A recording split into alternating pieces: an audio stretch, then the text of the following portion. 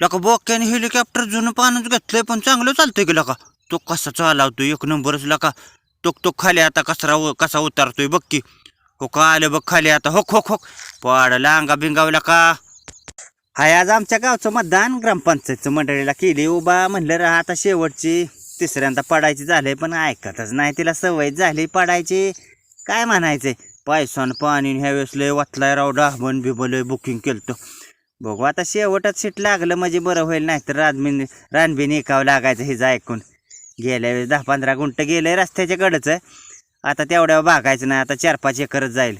काय करायचं पण हाऊस काय म्हणायचं तिला सांगतो या नको उभा राहावं आपल्याला मतदान देत नाहीत भावकीतली पण ऐकत नाही काय काय चाललोय पोरं तमाशाला घेऊन गावात तमाशा येते पण घरी ब्याव मंडळीला काय कामधंदा करून देत नाही ते स्वयंपाक करून देते ती का काय तवा.